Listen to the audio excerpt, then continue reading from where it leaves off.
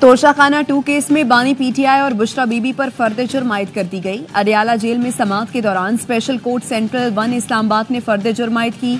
बानी पीटीआई और बुशरा बीबी ने सेहते जुर्म से इनकार किया। इस केस की इब्तदाई तहकीकात नैब ने की थी। नैब तरमीम के बाद केस एफआईए को मुंतकिल किया गया। सितंबर में एफआईए ने जरूरी तहकीकाती कार्रवाई के बाद चालान जमा कराया था।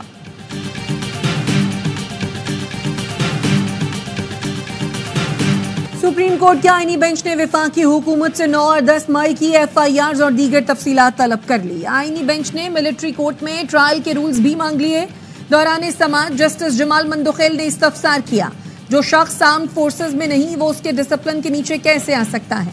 क्या गैर मुताल्लिका शख्स को डिसिप्लिन के नीचे लाना आर्टिकल 8 की खिलाफ वर्जी नहीं होगी? इस तरह तो कोई उकसाने का सोचे उस पर भी आर्मी एक्ट का इतलाक होगा। मुल्क में सबसे बड़ा ओहदा सदर पाकिस्तान का है। ऐवान सदर पर हमला हो तो ट्रायल एटीसी में होता है। जो शख्स आर्मी एक्ट का सब्जेक्ट नहीं, उसको बुनियादी हुकूक से कैसे महरूम किया जा सकता है?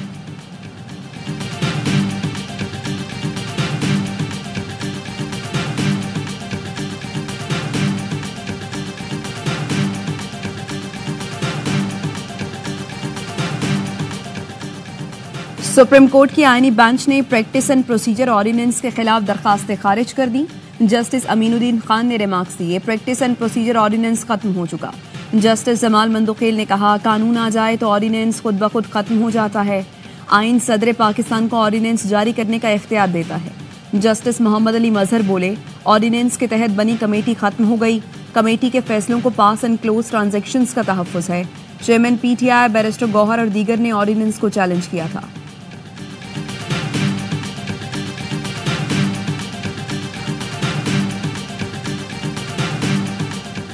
हुकूमत और पीटीआई के दरमियान मुज़ाकरात बाज़ाब्ता बातचीत के लिए स्पीकर कौमी असम्बली अयाज सादिक से असद कैसर की मुलाकात। मुल्की मफाद में इत्तफ़ाक़ राय पैदा करने पर तबादला ख्याल। अयाज सादिक ने कहा, आप अपनी जमात से सख्त मौक़िफ़ रखने वालों को समझाएं, मैं अपनी जमात के लोगों को समझाऊंगा। पीटीआई क़यादत ने बानी से मुलाकात की दरख्वास्त कर दी। असद कैसर ने कहा, मुलाकात में मजीद मुशावरत करेंगे। सिविल नाफरमानी की तहरीक का फैसला अब भी बरकरार है।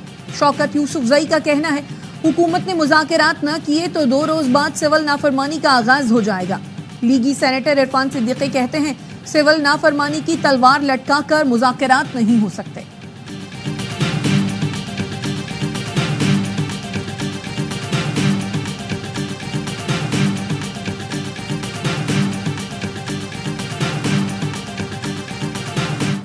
हमेशा से मुज़ाकरात का हामी हूँ। अगर कोई पेशरफ्त हुई है तो मुस्बत होगी। अपना किरदार अदा करने के लिए तैयार हूँ। साबिक सदर आरिफ अलवी कहते हैं, अच्छी बात है फैज हमीद पर सियासत में हिस्सा लेने पर मुकदमा चल रहा है। पीटीआई रहनुमा जरताज गुल कहती हैं, एडवाइजरी कमेटी में मुज़ाकरात पर हुकूमत का मुस्बत रिस्पॉन्स था। कमेटी जो भी मुज़ाकरात करेगी सबके सामने करेगी। यकीन है कुछ न कुछ फवाइद सामने आएंगे।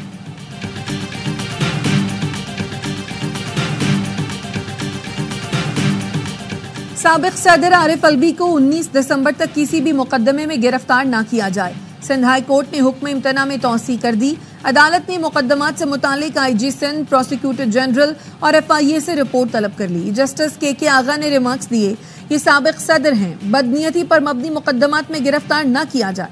बदनीयती वाले मुकदमा दर्ज किए तो अदालत उसे खत्म कर देगी। साबिक सदर के ओहदे का ख्याल रखें।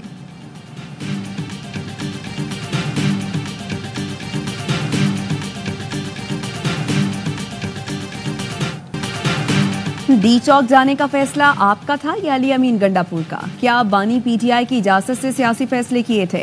आपकी और अलीमा खानम के दरमियान इख्तिलाफात की खबरों में कितनी सदाकत है? बुशरा बीबी की इस्लामाबाद हाईकोर्ट आमद के मौके पर सहाफियों के सवालात। बुशरा बीबी ने किसी सवाल का जवाब न दिया। वज़ीर इत्तलात पंजाब ने तंज के तीर चला दिए। अज़मा बुखारी ने कहा, 24 और 26 नवंबर को जोशीले खिताब करने वाली इनकलाबी भाषण पेशावर छोड़कर आई।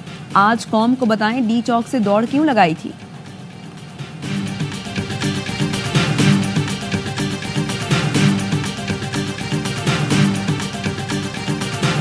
सुप्रीम कोर्ट ने आदिल बाज़ई को डी-सीट करने का फैसला कालादम करार दे दिया। इलेक्शन कमीशन के तरीक़ाकार पर कई सवालात उठा दिए। जस्टिस अकील अब्बासी ने रिमार्क्स दिए, बस बड़े साहब का खत आ गया तो बंदे को डी-सीट कर दो। ये नहीं हो सकता। जस्टिस मंसूर अली शाह ने रिमार्क्स दिए, क्या इलेक्शन कमीशन ऐसा ट्रायल करने का हक रखता है? ट्रायल कोर्ट की पावर इलेक्शन कमीशन के पास कहां से आ गई? इलेक्शन कमीशन ने तो बुलडोजर लगाया हुआ है। जस्टिस आयशा मलिक ने इस्तफसार किया, हकाइक जांचने के लिए क्या इंक्वायरी की गई? क्या इलेक्शन कमीशन तमाम अदालतों से बालातर है? आपको किसी चीज की परवाह नहीं? क्या आप किसी को नहीं मानते? इलेक्शन कमीशन ने नवाज शरीफ की दरखास्त पर आदिल बाज़ई को डीसीट किया था।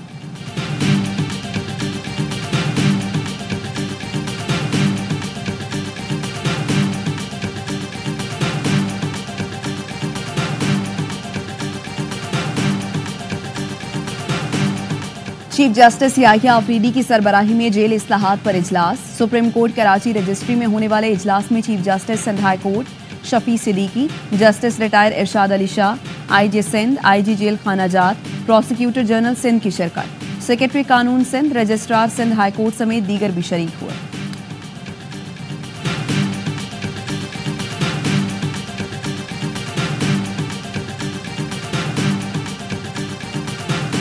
कौमी असम्बली सेक्रेटेरिएट ने मदारिस रजिस्ट्रेशन बिल पर सदर के एतराज़ात JUI को फराहम कर दिए। दीनी मदारिस की रजिस्ट्रेशन का नया हुकूमती मुसव्वदा भी मौलाना फजलुर रहमान को दे दिया गया। जमीयत उलमा इस्लाम के कानूनी मुशीर कामरान मुर्तजा कहते हैं, एतराज़ात मौसूल हो गए, मौलाना फजलुर रहमान इस पर मौक़िफ़ देंगे। अल्लामा रागिब नईमी कहते हैं, मौलाना फजलुर रहमान का बिल मंजूर हो गया तो वजारत तालीम से रजिस्टर 18,000 मदारिस की कानूनी हैसियत खत्म हो जाएगी। मदारिस रजिस्ट्रेशन का 2019 का निज़ाम बरकरार रखा जाए।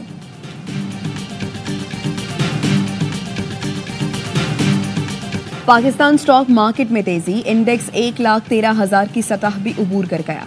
कारोबार के दौरान 100 इंडेक्स में 2,747 पॉइंट्स का इजाफा, इंडेक्स 1,13,557 पॉइंट्स पर पहुंच गया।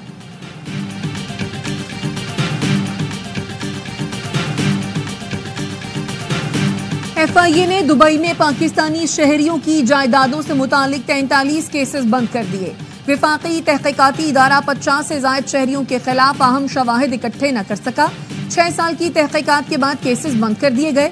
ज़राए का कहना है इन 50 से ज़ायद शहरियों का ताल्लुक पंजाब, खैबर पख्तूनख्वा और सिंध से है। 2018 में FIA को तहकीकात का हुक्म दिया गया था।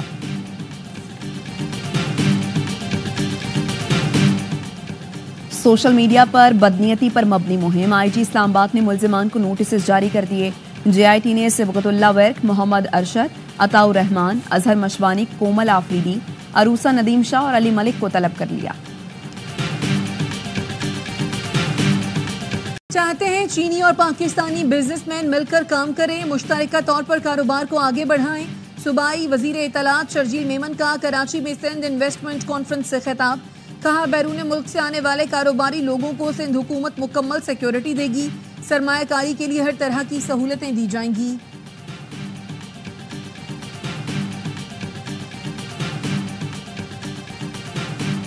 मुल्क के मुख्तलिफ हिस्सों में सर्दी मजीद बढ़ने की पेशगोई। गुज़श्ता 24 घंटों के दौरान सबसे कम दर्जा हरारत लेह में -13 डिग्री रिकॉर्ड, स्कर्दू -7, कालाम कल्लात -6, गिलगित दस्तूर और क्वेटा में -5, इस्लामाबाद -1 तक गिर गया। पेशावर में 3, लाहौर मुल्तान 7, कराची में 11 डिग्री सेंटीग्रेड रिकॉर्ड किया गया।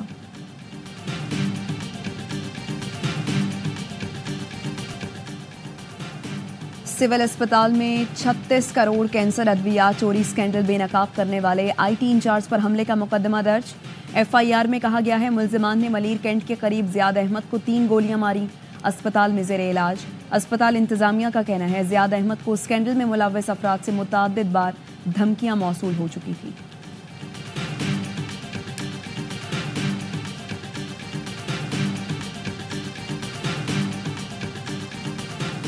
कराची खयाबाने शहर में घर में दम घुटने से मियां बीवी और 5 बच्चों की हालत गैर, अस्पताल में 5 साला बच्चा चल बसा। पुलिस का कहना है घर में कीड़े मार दवा का स्प्रे किया गया था।